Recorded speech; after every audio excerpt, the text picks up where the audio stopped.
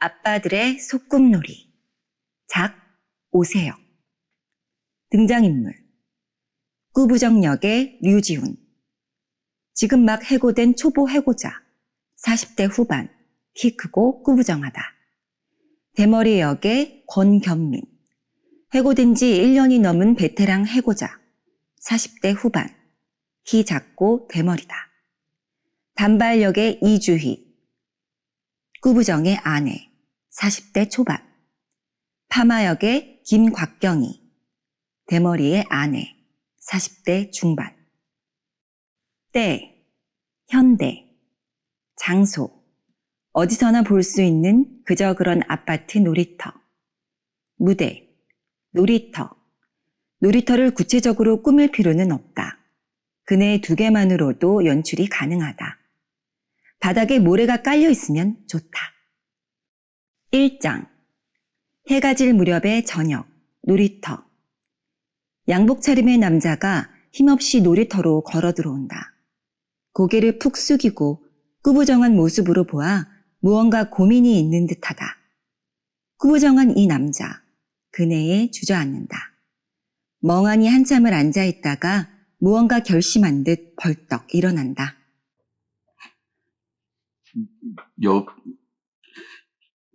여보, 나 오늘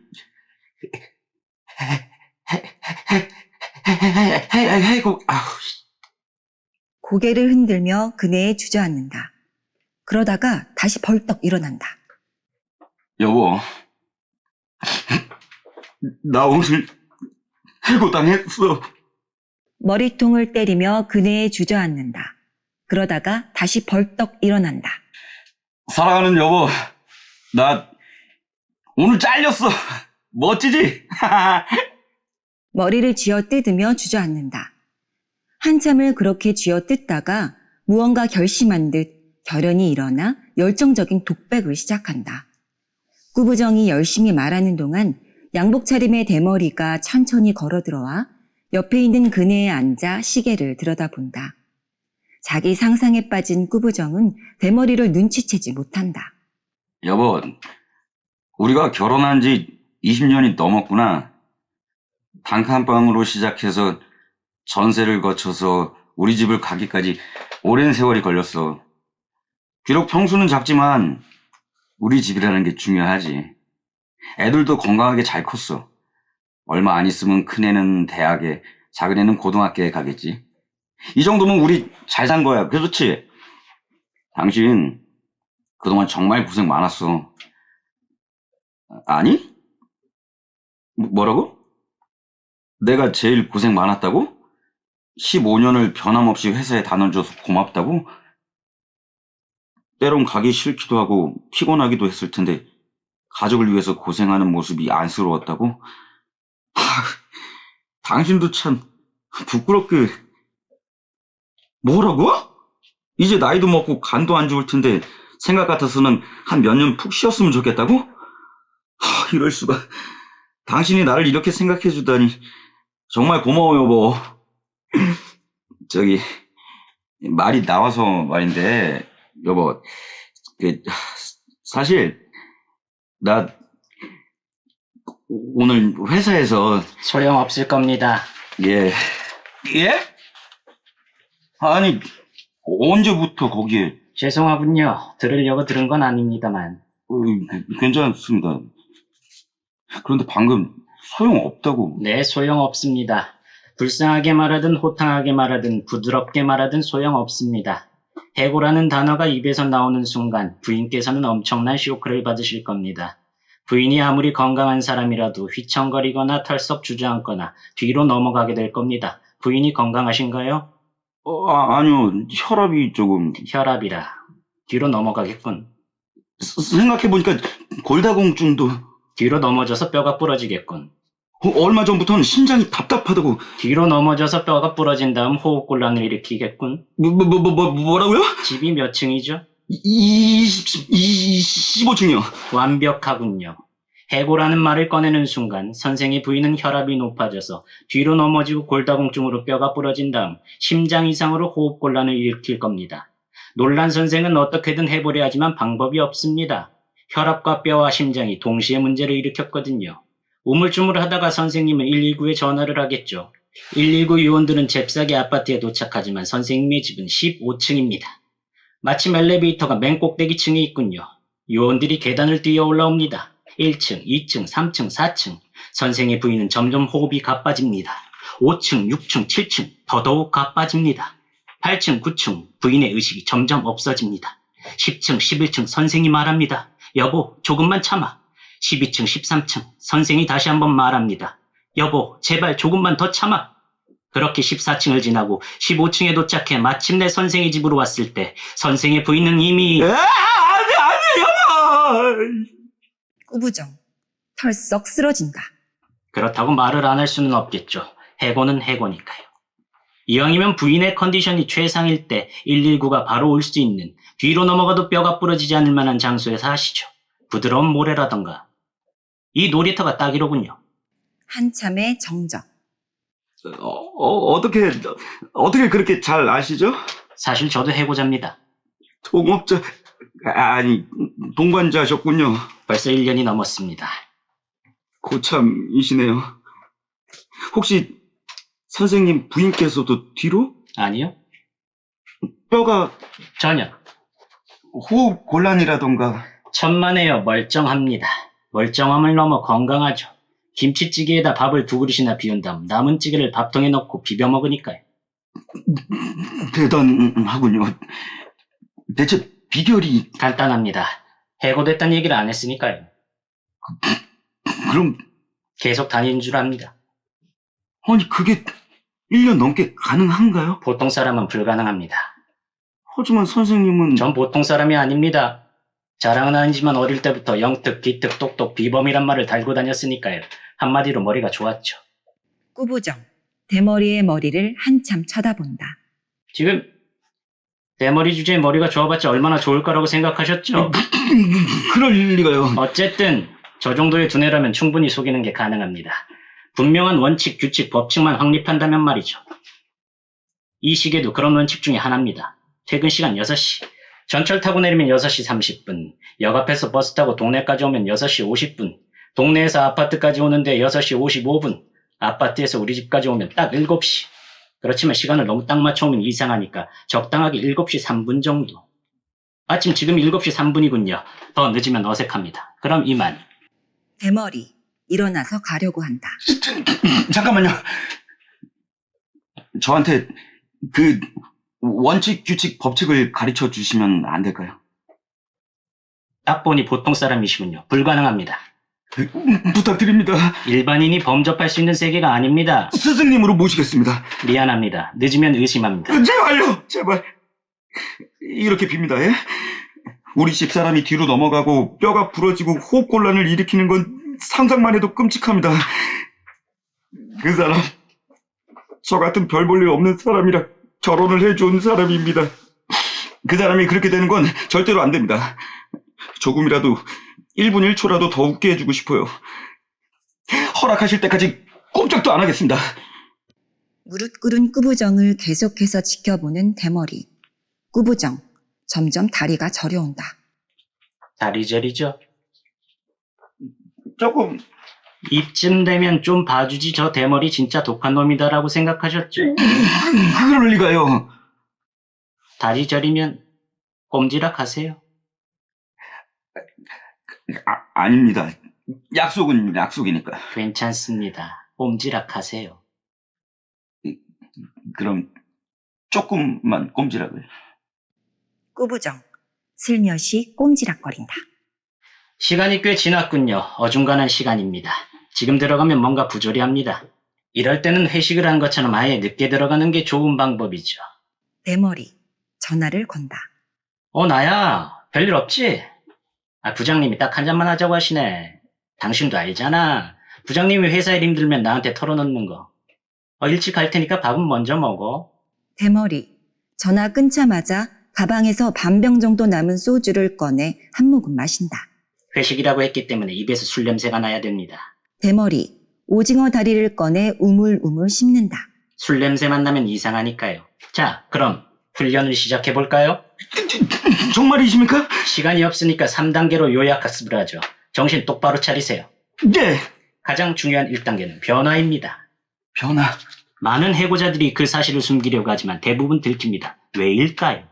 자기도 모르는 사이에 어떠한 행동의 변화가 생겼기 때문입니다. 한숨을 쉰다든가, 소파에 푹 주저앉는다든가, 밥 먹다가 숟가락을 멈추고 한참을 멍하니 있는다든가, 밤이 깊도록 식탁에서 소주를 마신다든가, 아들한테 사립대 말고 국립대로 가는 건 어떠냐고 한다든가, 잠자리에서 등을 돌린 후 웅크리고 잔다든가, 자다가 자기도 모르게 흐느낀다든가. 이런 변화들이 해고를 들키는 가장 큰 이유죠. 그렇군요. 변화되지 않는 것, 일상적인 평범함을 유지하는 것, 이게 가장 중요합니다. 이론만 가지고는 감이 안 옵니다. 실전 훈련을 해보죠. 이 놀이터가 집이고 제가 부인이라고 설정을 해봅시다. 선생은 회사 일을 마치고 막 퇴근한 상태입니다. 바깥에서 벨을 눌러보세요. 대머리, 꾸부정이 멍하니 있자. 시간 없습니다. 빨리. 예. 띵동. 당신 왔어, 밥은? 아, 그게 집사람이 대머리라고 생각하니까 너무 웃겨서. 죄송합니다. 제대로 하겠습니다.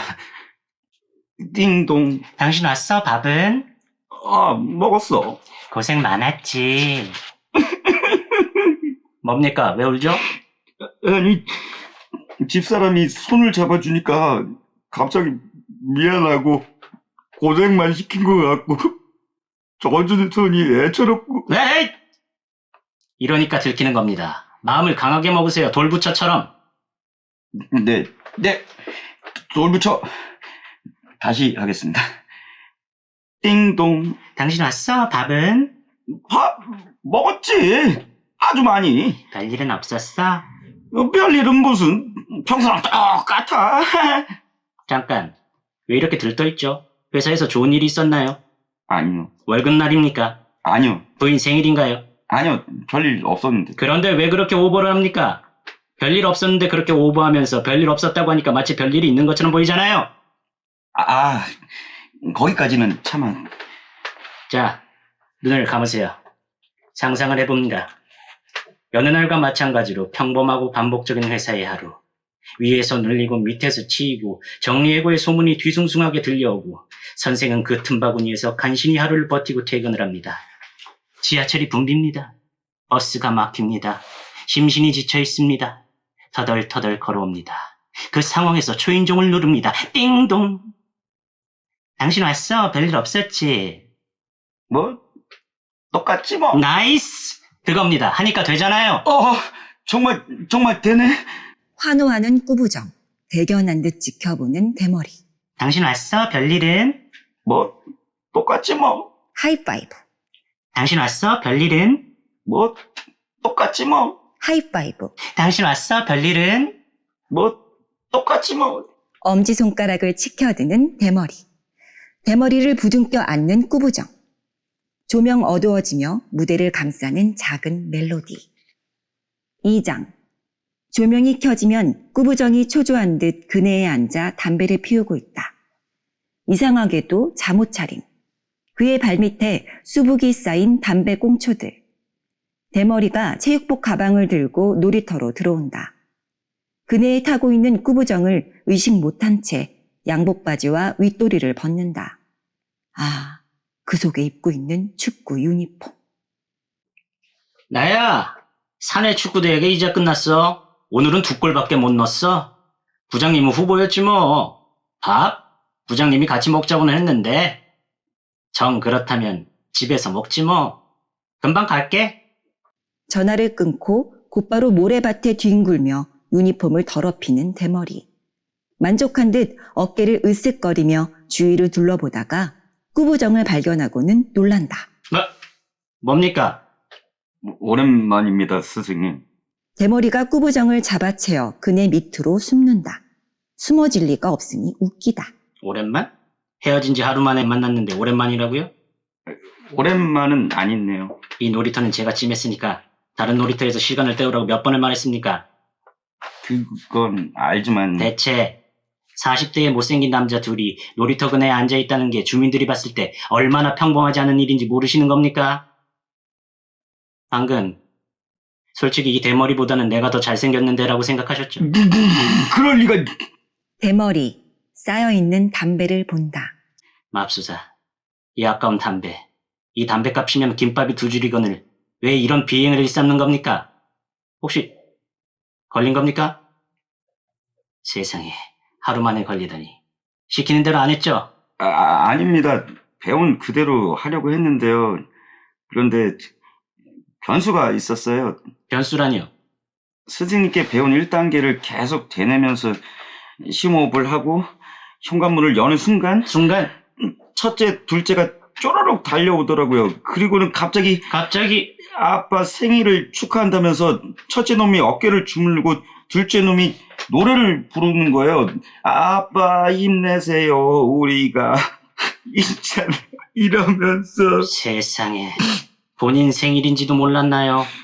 저는 집사람이랑 애들이랑 부모님이랑 장인 장모님, 부장님, 상무님, 전무님, 사장님 이렇게밖에 생일 모릅니다. 자식들이 생일 노래를 불러주는데 어떤 아빠가 목이 안 맵니까? 잠깐, 이상하군요. 선생 말대로 대한민국의 모든 아빠들은 자녀들이 생일을 챙겨줄 때 웁니다. 자녀들의 생일 축하에 감동한 아버지가 고개를 돌리고 조용히 운다. 이건 튀는 게 아닌데? 평범한 건데? 조용히 운 게 아니라 꾸부정, 갑자기 바닥에 뒹굴며 통곡한다. 그렇게 울었군요. 꾸부정, 끄덕이며 계속 통곡. 부모님이 돌아가셨을 때나 할 법한 울음을 생일 축하를 받는 자리에서 꾸부정, 더 크게 통곡. 가족들은 가장의 뜬금없는 대성통곡에 당황했을 테고. 꾸부정, 그야말로 대성통곡. 그래서 그 다음 행동은 갑자기 부끄러워져서 도망치듯 안방으로 들어갔습니다. 도망치듯이라. 이런 그리고는 저도 모르게 안방 문을 잠그고 맙소사. 밖에서 두들겨도 열어주지 않다가 하느님, 눈을 떠보니 아침이더라고요. 부인은?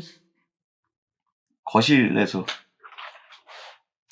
눈을 뜨자마자 너무 당황스러워서 몰래 집을 나왔습니다. 씻지도 않고 드라이도 안 하고 더군다나 잠옷 차림. 공원에 계속 숨어 있다가 시간 맞춰서 나온 겁니다. 스승님, 저 어쩌죠? 일반인이 범접할 수 있는 세계가 아니라고 그렇게 얘기했거늘. 꾸부정, 흐느낀다. 대머리, 눈을 감은 채 한참을 말없이 서 있다가 천천히 축구 유니폼을 벗는다. 속옷 차림으로 꾸부정에게 축구 유니폼을 건네는 대머리. 회사원인 남자가 씻지도 않고 드라이도 안 하고 나왔다는 것은 말이 안 됩니다. 그러나 체육대회를 했다면 알리바이가 생기죠. 입으세요. 하지만 스승님도... 저는 심판받다고 하겠습니다.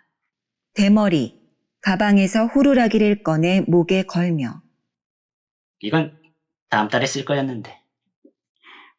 이 은혜 잊지 않겠습니다, 스승님. 들어가자마자 아버님 사진을 꺼내세요. 꺼내자마자 사진 부여잡고 우세요. 어제 선생은 돌아가신 아버님 때문에 울었던 겁니다. 과연 스승님은... 이제 뒹구세요. 꾸부정, 열심히 모래바닥에 몸을 뒹군다. 조명 어두워지며 무대를 감싸는 작은 멜로디. 3장. 조명이 켜지면 단발머리를 한 여성이 놀이터에 서 있다. 그녀는 양손에 커다란 가방을 들고 있다. 여보, 솔직히 말 안 하면 나 집 나갈 거야. 잘렸지? 그네 위에 주저앉는다. 다시 벌떡 일어난다. 당신, 나 죽는 걸 보고 싶어? 빨리 말해. 잘렸지? 그네 위에 주저앉는다. 다시 벌떡 일어난다. 괜찮아, 여보. 딱 보니까 잘렸네.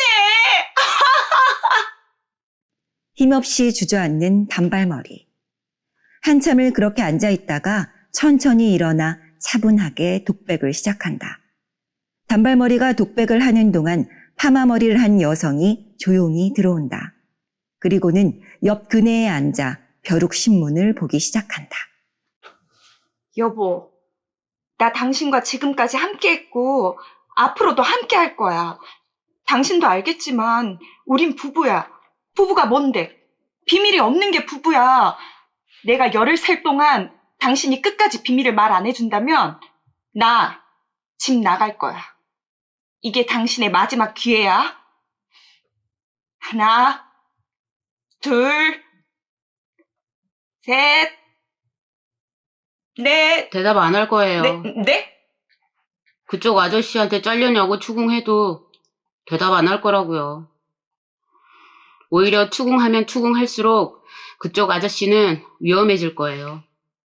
위험해진다고요? 남편 성격이 조금 소심해요. 소심하더라. 열을 세자마자 바로 집을 뛰쳐나가겠네. 약간 다혈질이기도. 다혈질이라?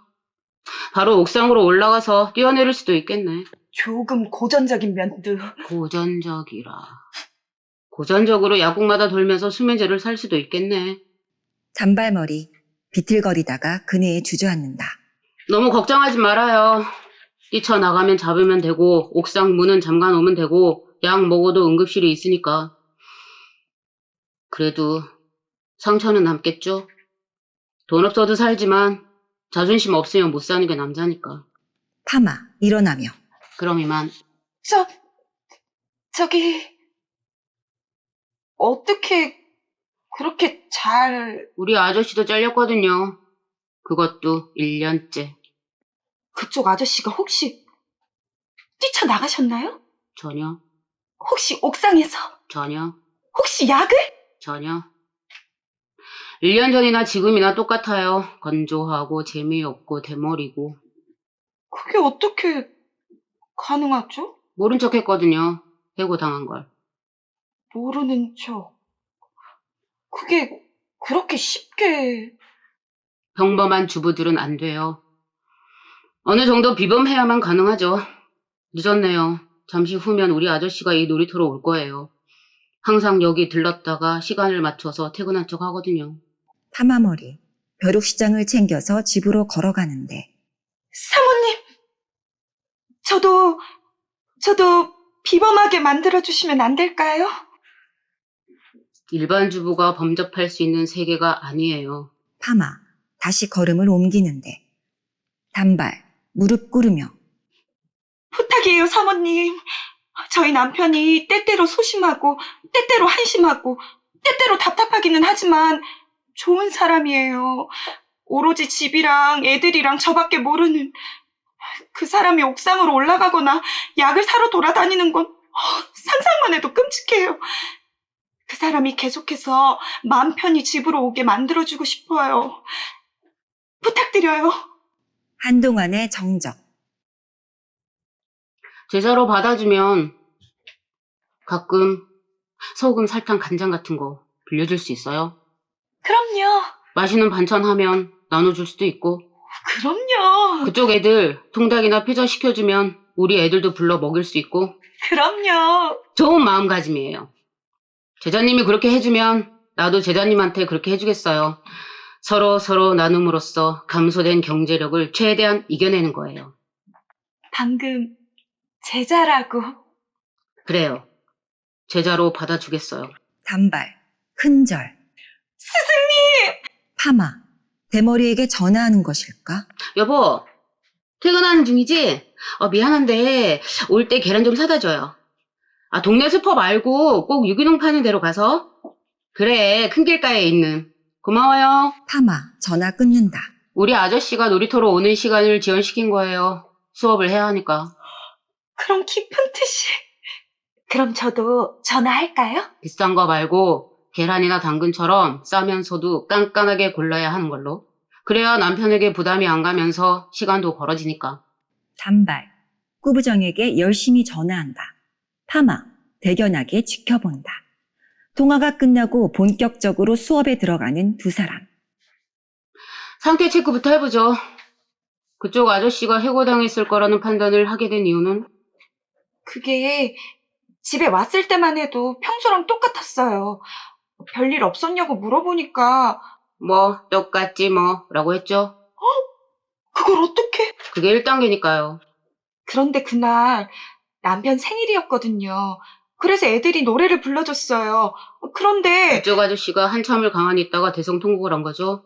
맞아요. 그러다 울먹이면서 안방으로 뛰쳐 들어갔을 테고 맞아요. 문을 잠가놓고 밤새 안 열어주다가 다음날 아침에 잠옷바람으로 나갔는데 들어올 때는 축구 유니폼을 입고 들어오더니 아버님 사진을 꺼내놓고 울지는 않던가요? 맞아요. 그것도 멀쩡히 살아계신 아버님은. 분석을 해보니 잘린 지 일주일쯤 되었을 때 나오는 증상이네요. 지금이 가장 위험할 때예요. 걸릴까 말까 말할까 말까 집에 들어올까 말까를 가장 고민할 때죠. 그러면 어떻게... 제자님이 실력을 발휘할 때인 거예요. 일명 모른 척의 실력을. 모른 척의 실력? 생각해봐요. 남편들이 걸릴지도 모르겠구나 라는 생각을 언제 하게 될 거예요? 글쎄... 바로 눈빛이에요. 눈빛? 가장들이 고달프고 괴로운 하루를 보낼 수 있는 힘이 뭘까요? 그건 바로 가족들의 눈빛이에요. 힘들게 일을 마치고 돌아왔을 때 자기에게 향하고 있는 가족들의 애정어린 눈빛.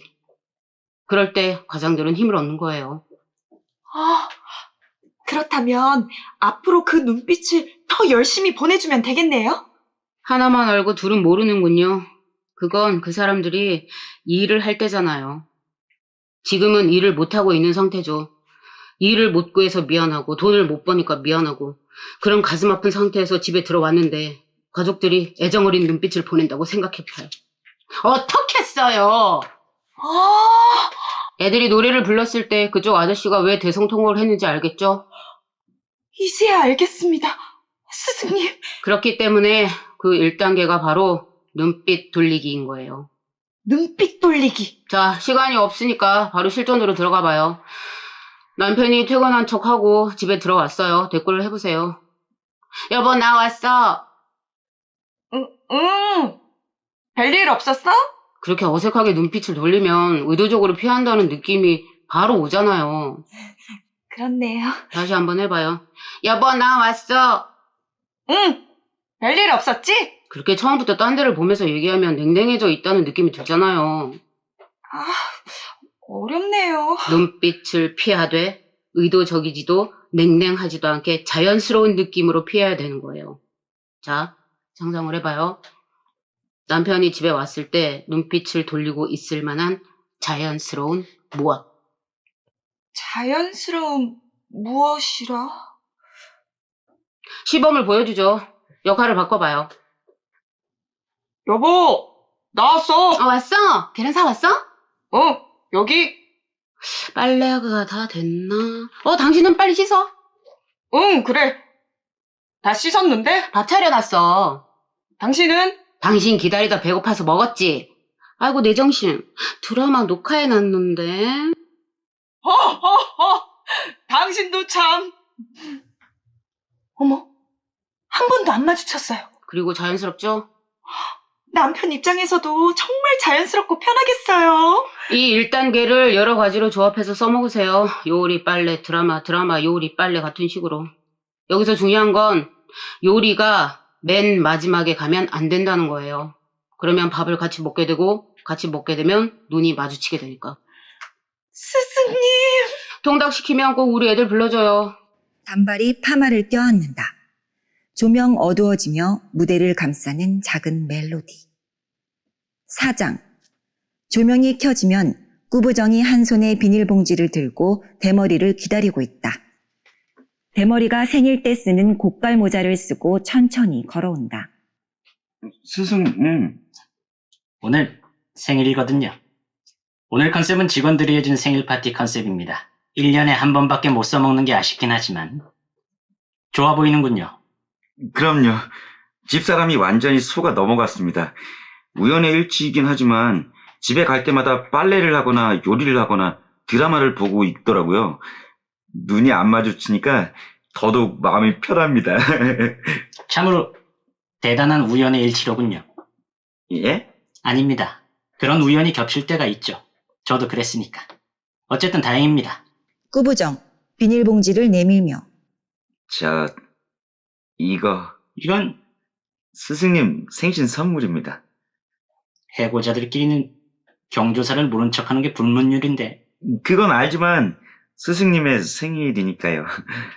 자판기 커피를 서울역에서 영등포 쪽으로 옮기니까 50원이 절약되더라고요. 그걸 2달 동안 모아서 산 겁니다. 대머리 천천히 봉지를 열어본다.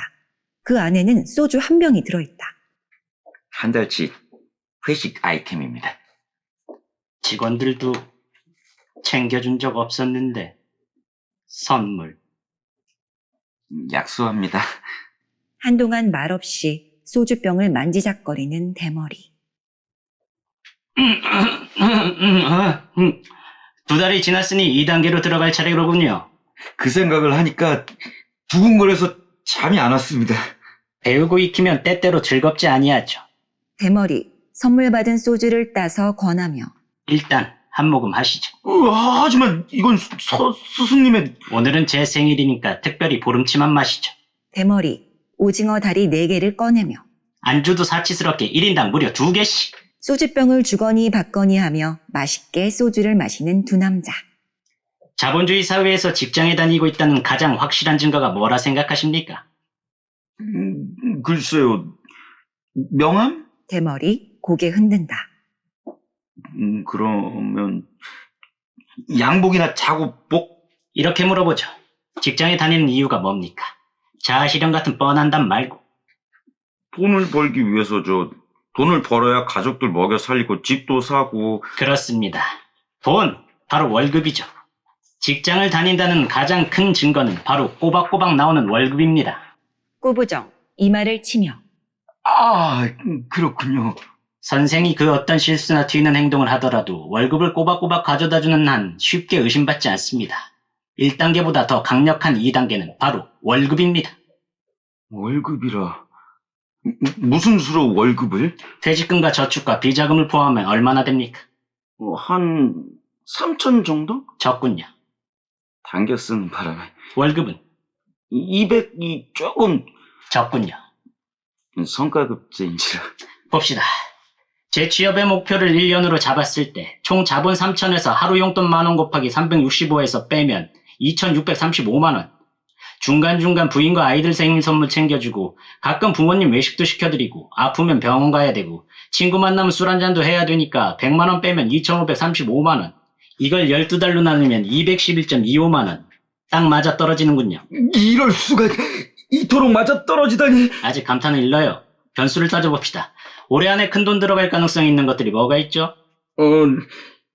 올해 봄에 어머니 금리 해드리기로...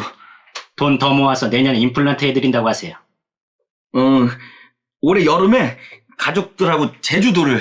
돈 더 모아서 내년에 하와이 가자고 하세요. 처제가 연애를 하는데 올 가을쯤 결혼을 하고 싶다고. 어떻게든 둘이 깨지게 만드세요.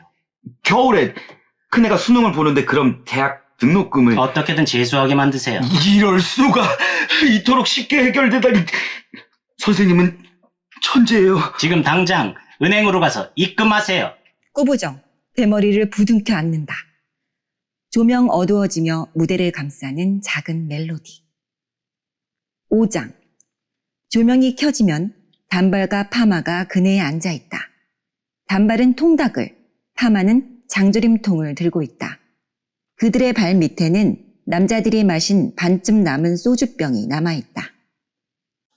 다 먹으면 살찐다고 애들한테 강제로 뺏어온 통닭이에요. 우리 애들 좋아하겠네. 이건 우리 엄마가 보내준 장조림이야. 이 귀한 걸. 미국산일 거야. 찬밥 더운 밥 가릴 때가 아니죠. 두 여자 웃는다. 단발, 소주병을 내려다보며 아휴, 회식을 보름치나 빠뜨려 놓고 갔네요. 불쌍한 그이. 남은 보름은 축구대회로 때우겠지. 모래판에 뒹굴고 있을 생각을 하니 가슴이 아파. 이번 달엔 월급을 2번이나 입금했더라고요. 우리 아저씨는 실수로 우리 딸한테 입금한 적도 있어. 두 여자 웃는다. 월급 날이니까 당당하게 들어오겠네. 오랜만에 하자고 할지도 몰라. 어머, 스승님도. 안 좋아도 좋은 척 해줘야지 뭐. 난 그냥 좋은데. 역시 젊구나. 두 여자 웃는다. 파마, 소주병 집으며 이 회식 보름치는 우리가 마시자고. 옛날이었다고 하지 뭐. 갯날이라. 잘린 지 1년 넘은 갯날. 나는 2년. 두 여자 한참을 웃다가 사이좋게 소주를 나눠 마신다. 그 아저씨들 앞으로 1년 버티기도 간당간당할 거야. 퇴직금은 한계가 있지. 우리 남편은 당겼었을 텐데. 중간에 큰돈 들어갈 일 있으면 알아서 잘라줘.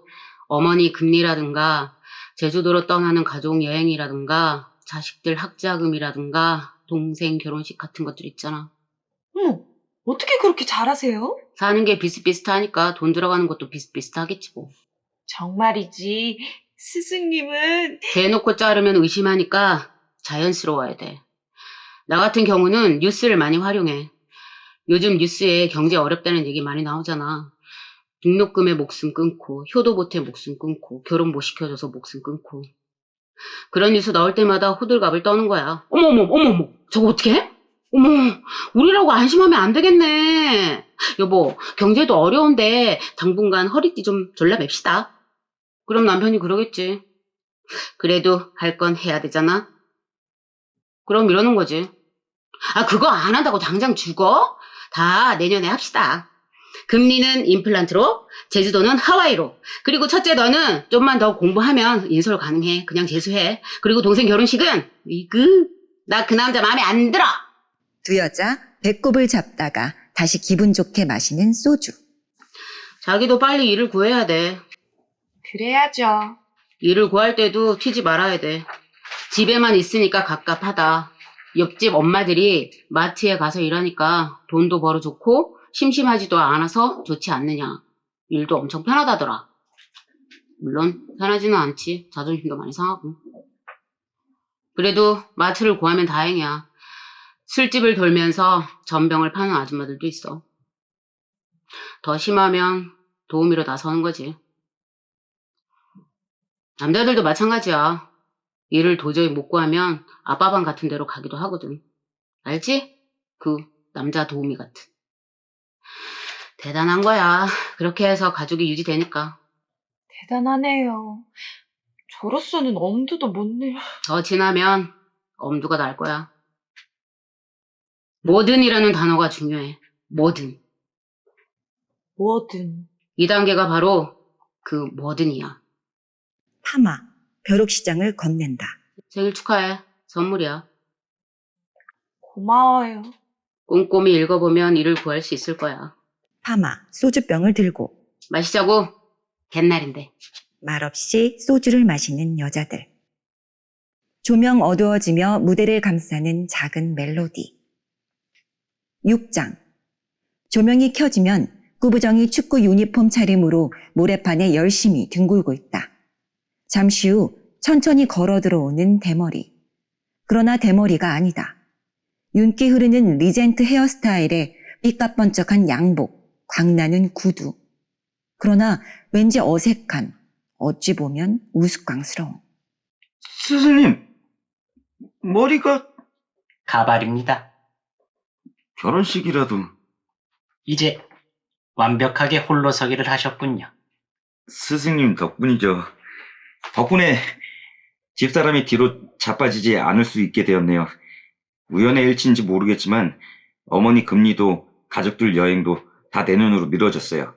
처제는 결혼 상대가 갑자기 마음에 안 들고 아들은 갑자기 인서울로 노려보겠다는군요. 4년째도 힘든 놈이. 그건 정말로 완벽한 행운이군요. 예, 그야말로 완벽한. 집사람이 일을 시작했어요. 집에만 있으니까 심심하다면서. 경제적으로 여유가 생기겠군요. 전병을 팔고 있다더군요. 술집을 돌아다니면서. 심심하다고 할 만한 일일까요? 전병을 파는 게? 심심해서 겠죠? 분명.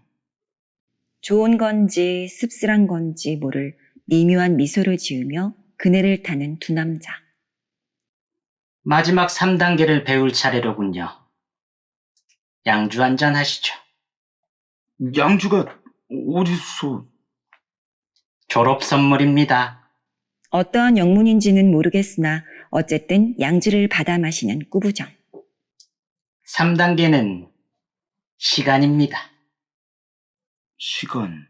대머리 그네에서 일어나 놀이터를 천천히 거닌다. 어릴 때 놀이터에서 소꿉놀이를 하면 시간 가는 줄 몰랐습니다. 의사도 됐다가 선생님도 됐다가 과학자, 대통령, 경찰관, 소방관, 백화점 사장, 옷가게 사장, 슈퍼마켓 사장. 그렇게 소꿉놀이를 하면 정말 시간 가는 줄 몰랐습니다. 시간이 더 많으면 나는 더 많이 놀 수 있을 텐데 이렇게 생각했죠. 시간이 많다는 게 그렇게 좋지만은 않다는 걸 이제야 깨닫게 되는군요. 선생님이 해고된 순간부터 선생님에게는 엄청난 시간이 생겼습니다. 이제 선생님은 직장을 구할 때까지 평범함을 연기하기 위해서 엄청난 양의 시간과 싸워야 합니다. 늦잠을 잘 수 없습니다. 출근하는 척 해야 되니까요. 밖에서 시간을 때워야 합니다. 퇴근 시간이 되어야 집에 갈 수 있으니까요. 밥도 혼자 먹어야 됩니다. 다른 사람들은 직장에서 먹으니까요. 비싼 걸 먹으면 안 됩니다. 돈이 없으니까요. 동네 주변에 있으면 안 됩니다. 아는 사람을 만날 수도 있으니까요. 극장도 있고 PC방도 있고 커피숍도 있지만 갈 수 없습니다. 돈이 드니까요. 아침이 되면 꾸역꾸역 밖으로 나가서 저녁이 될 때까지 아는 사람 없는 곳에서 돈 안 드는 방법을 택해서 시간을 죽여야 됩니다. 시간이 많다고 책을 읽어서도 안 됩니다. 취직을 위해서 교차로 벼룩시장 가로수만 죽어라 읽고 또 읽어야 합니다. 매일매일 그런 시간과 싸워야 됩니다. 그게 마지막 3단계입니다. 대머리 놀이터를 둘러본 후 어릴 때는 이 놀이터에서 시간 가는 줄 모르고 놀았지만 이젠 그럴 수도 없습니다. 놀이터에서 대머리의 어른이 미끄럼틀을 타고 있으면 웃기잖아요. 어른이니까. 대머리 시계를 본다.